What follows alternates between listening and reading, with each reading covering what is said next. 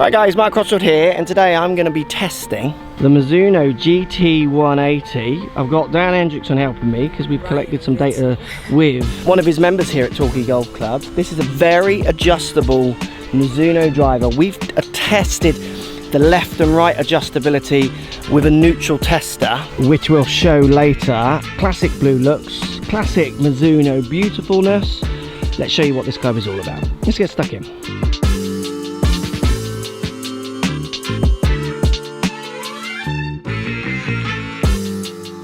So looks, to start us off, Dan, in the gaming position down by an imaginary ball there. It's looking pretty spectacular, isn't it? That's lovely, isn't it?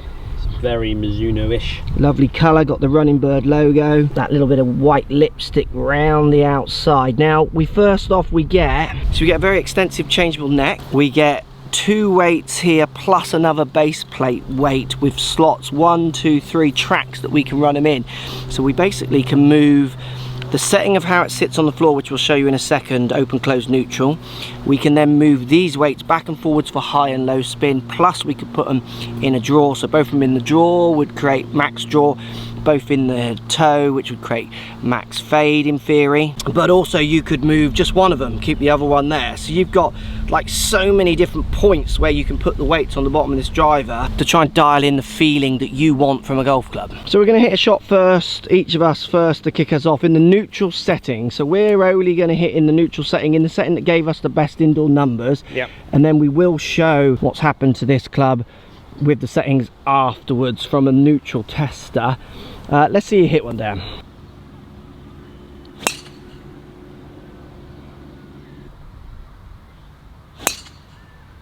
So Dan's just changing the base plate on the bottom of this because obviously, like I say, you've got the adjustability. Yeah. We've got a forged face on this one, titanium forged face. Titanium forged face in order to get that milling, that thickness that they want in different areas along the face. So trying to control that ball speed across different parts of the face. We've also got their wave crown or something, I think it's called. Okay, so it's a way in which they're getting the weight, basically being able to move the weight around inside. They're trying to get it, I think they said lower and more forward.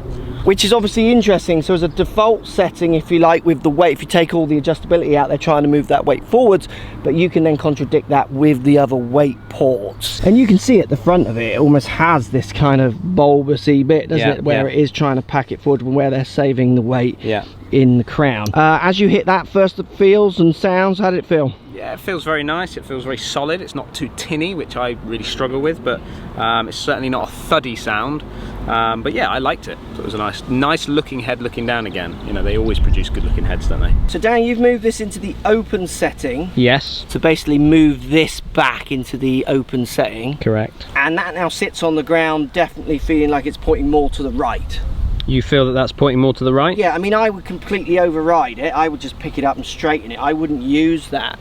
But for some who are just going to put it on the ground and maybe trust what that does, it definitely sets it a little bit more open. If they're for some reason wanting to start with a face pointing more to the right, they can put that down and hold it, and it'll kind of do that. Okay. I mean, how many different settings we got on the bottom here? There's hundreds, isn't there? Yeah, you've got 8 different areas that you can push those weights and settings all into. Okay. The combinations are kind of crazy, aren't they? They are, yeah, really are. So I'm now going to move it into close. I'm sure it's just literally going to do exactly the same thing. So I've moved it all the way into the closed setting. And again, when I put that down, that does feel like it's pointing more left. And again, I would counter that. The other problem I see with this, which I'm not always a big fan of this, how flat is that ground that you're putting that on?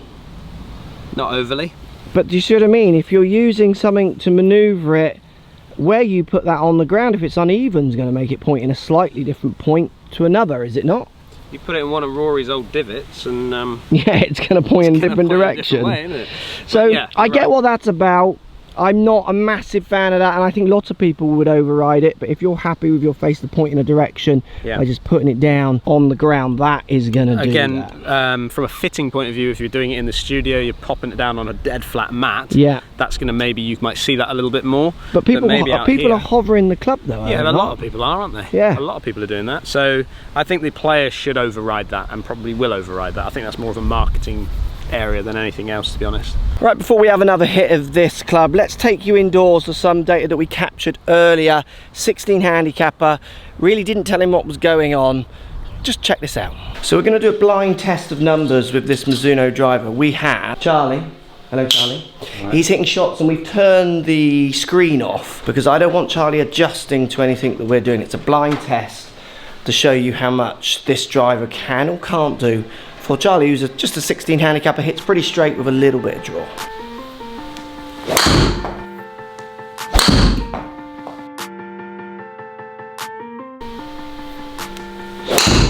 So, did you feel any difference in the club? You hit it in what we would put 3 different settings. Did you feel any different? No. So you felt like you were in the same club, same club throughout, yeah. Fantastic, yeah. Cool, thank you. So let's look at Charlie's number here with Dan at Torquay. Hello. So that's a blind test. He didn't see where anything was going. You could see at the end there as well. It was interesting. He said he felt no difference with the club. He didn't Which feel is like probably he was reacting, testament to the club, isn't it? Yeah, I agree. Because that's what they want it to do. They want it to be like little changes that aren't going to affect what they're trying to do. Yeah.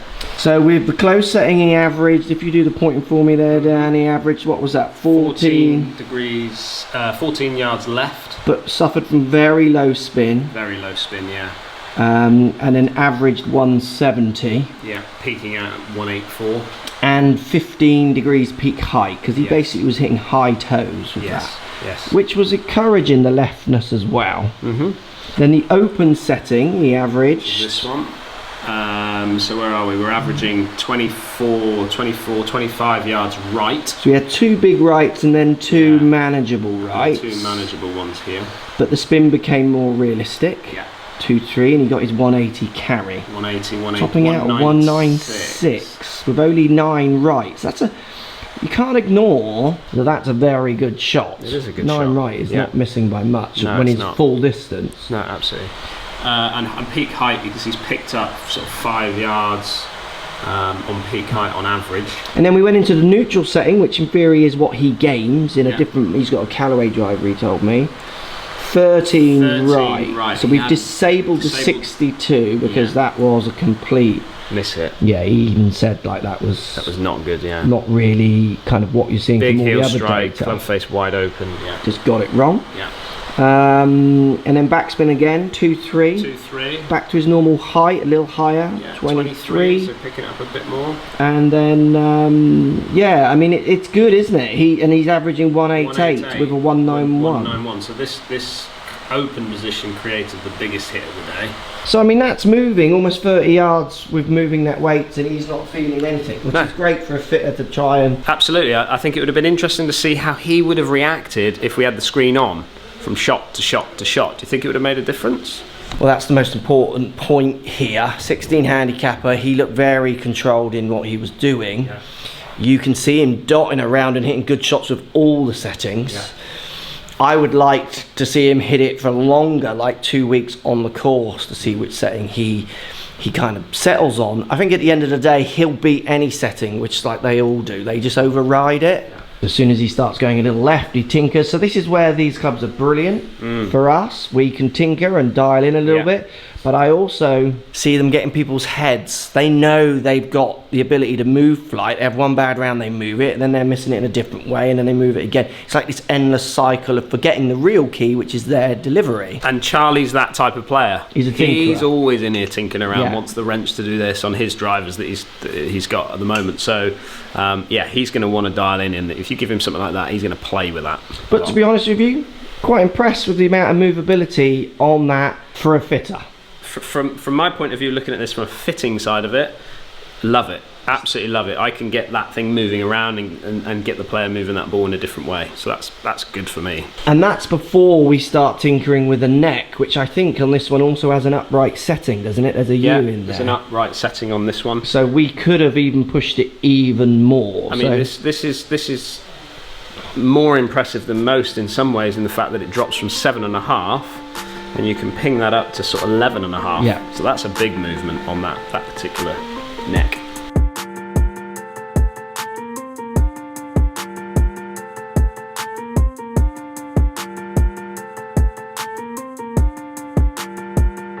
Japan.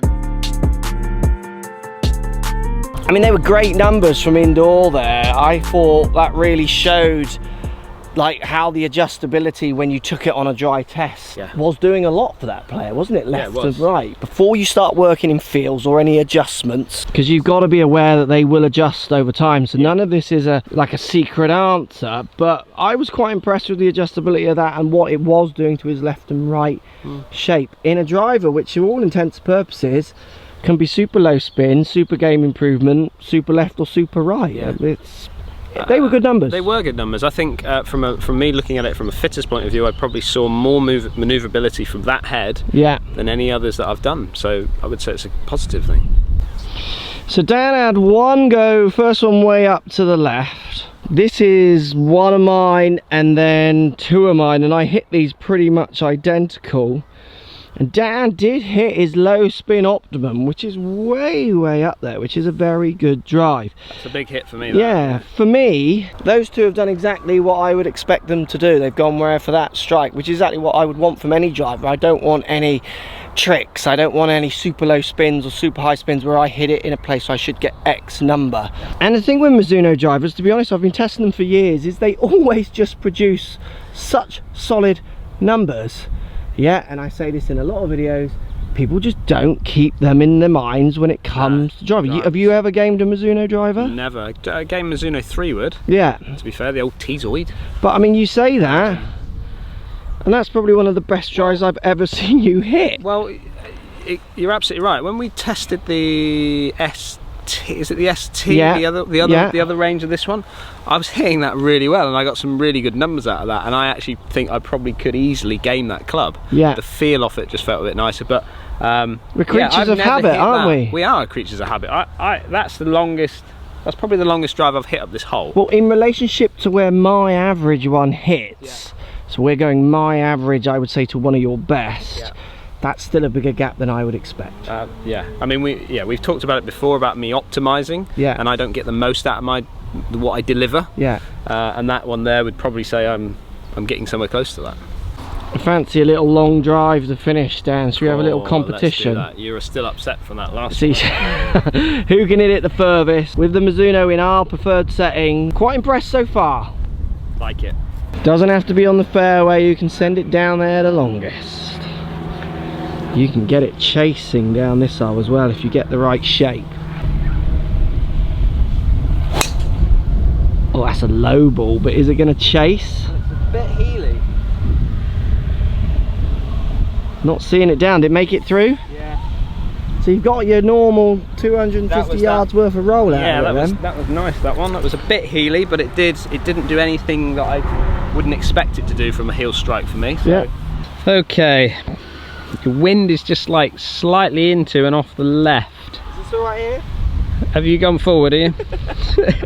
Getting all the help you can get. You are twitchy. Wind's off the left, isn't it? I think it's off the left here, yeah.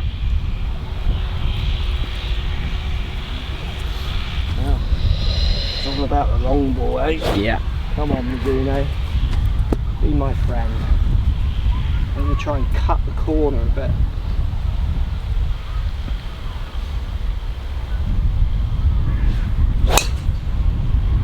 It's gone a bit leaky right. Good hit as well, I just haven't turned it. If you can see it down through there. There it is, bouncing through the trees. Not going to get the roll. Let's get down about oh, it. You've got that. I think it might be like, this Dan is changing. He is optimising a bit more, isn't he? That was not the right shot. Someone's smiling.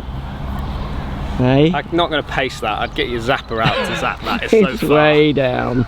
He's caught the slope. I've blocked it out into the non-slope. One of the luckiest golfers around at the moment, I feel. Yeah, at the moment you're on a run. So, adjustability, quite impressed. Very impressed. Looks. Stunning. Lovely. Feel. Doesn't get much better, to be honest with you. Okay. It's spot on. So could game it. Could happily game that. Yet don't. Interesting. Don't. And I think that's an interesting message in itself. It's nice, it's pretty, it feels as good as anything as well. I could easily game that. But for someone like Dan who can game whatever he wants, still chooses not to, and we've tested a few Mizuno drivers and they perform very well. You test them, post comments down below, let us know what you think. But we're both pretty impressed with that.